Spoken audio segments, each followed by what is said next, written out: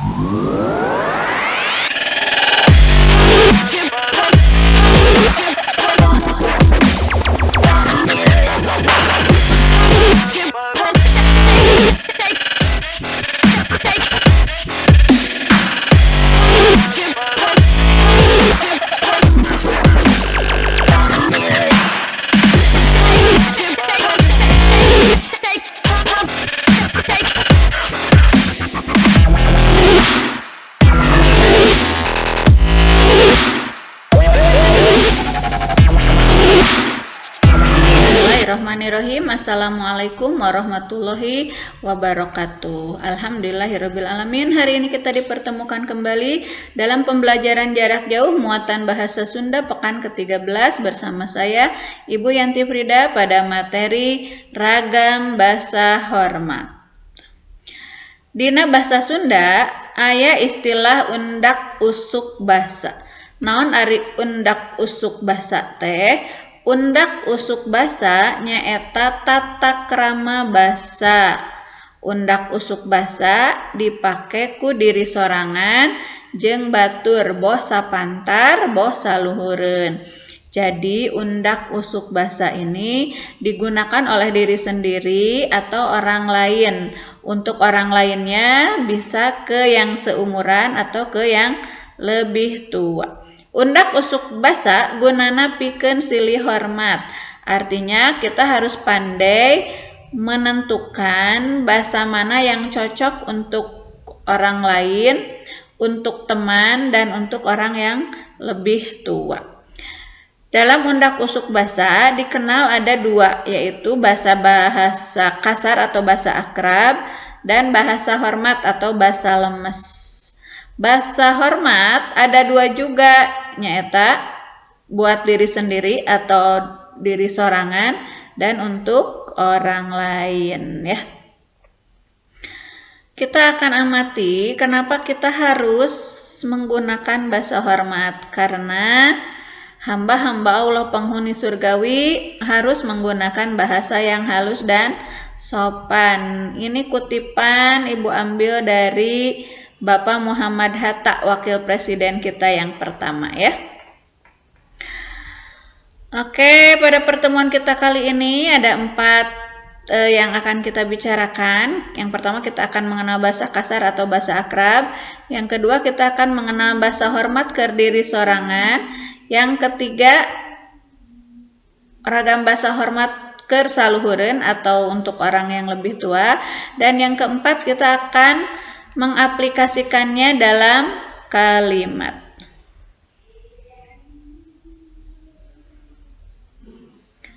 Ragam bahasa kasar biasa digunakan ku babaturan anu geus akrab, biasana umurna sapantaran ya. Jadi ragam bahasa kasar atau akrab ini biasanya digunakan oleh teman yang seumuran dan sudah akrab ya. Contohnya apa?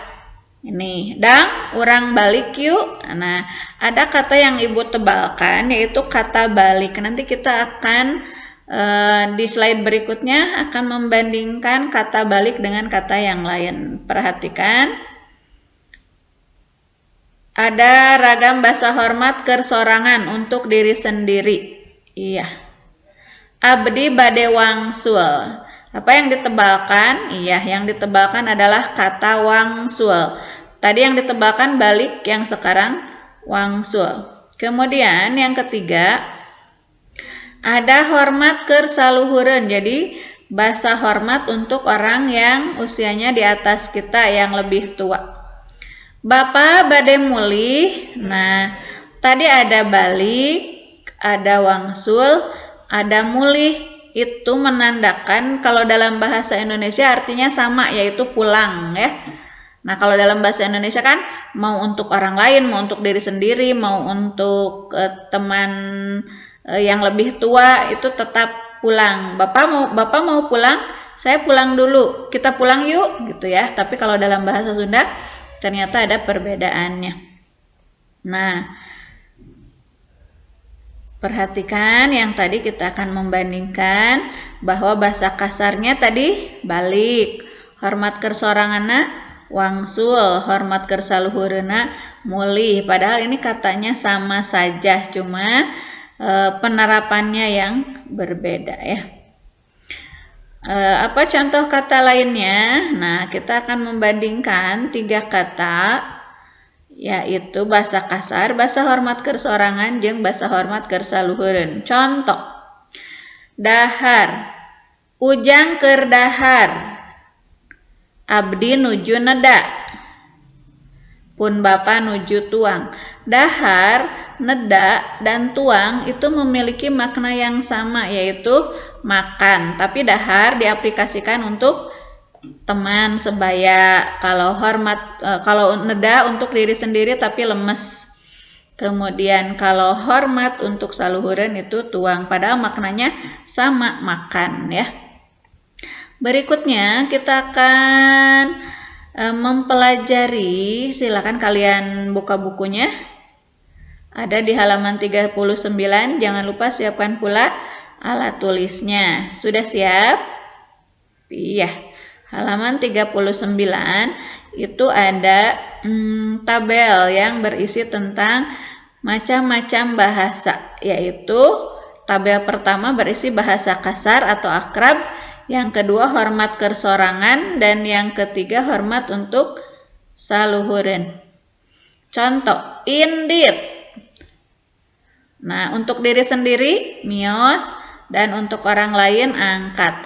Misalnya, ujang indit ka sakola. Kalau yang mios, abdi mios ka sakola. Kalau angkat, pun bapa angkat ka sakola. Intinya sama, pergi-pergi juga, tapi tata krama bahasanya berbeda ya. Kuring ngadengekeun musik, atau urang ngadengekeun musik yuk. Mendengarkan ya.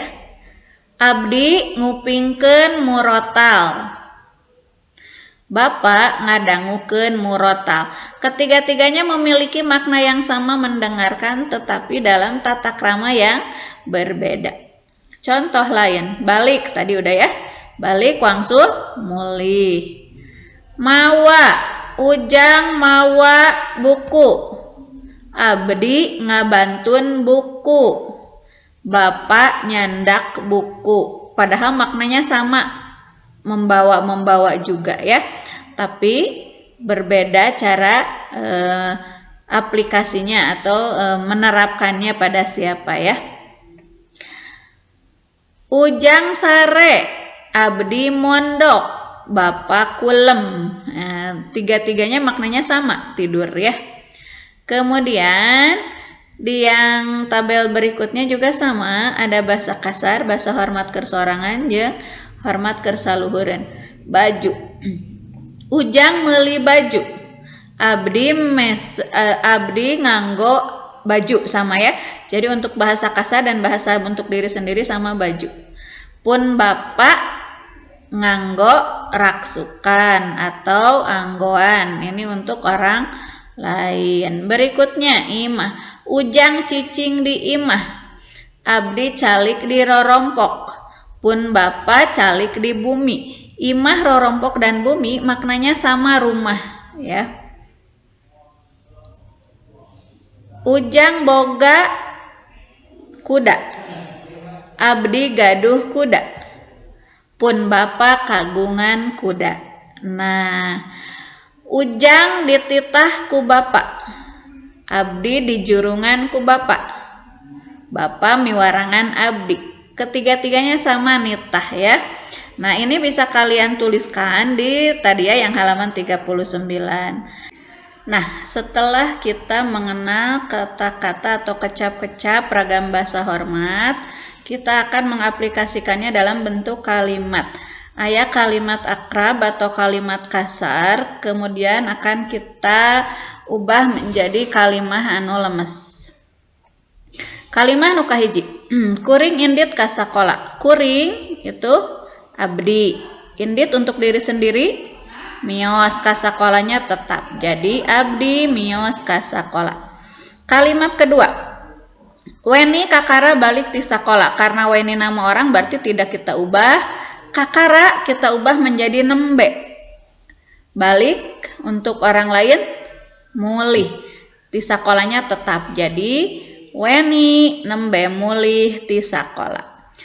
Kalimat ketiga, dudung teu sakola lantaran gering. Karena dudung nama orang berarti kita tidak ubah. Teu sakola tetap teu sakola. Lantaran itu bahasa lemesnya adalah kumargi. Dan gering untuk orang lain adalah teu damang. Dudung teu sakola, kumargi teu damang. Kalimat keempat, Pak Guru can datang ke kelas. Pak Guru nama panggilan berarti tidak kita ubah.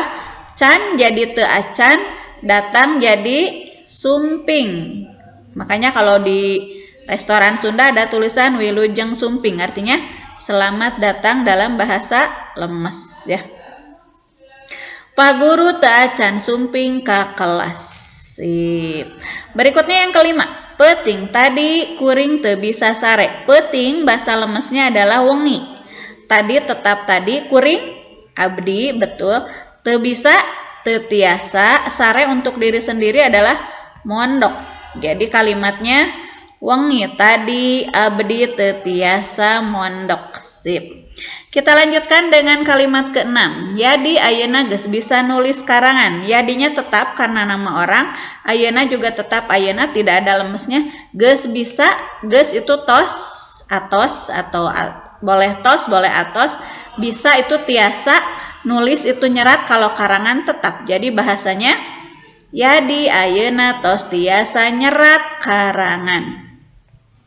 Berikutnya yang ketujuh. Kumaha ayeuna cager, Pak?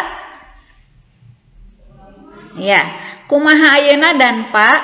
Oh maaf, tidak ada tanda tanyanya. Nanti kamu tambahkan tanda tanya di sebelahnya ya. Kumaha ayeuna tos damang, Pak? Betul.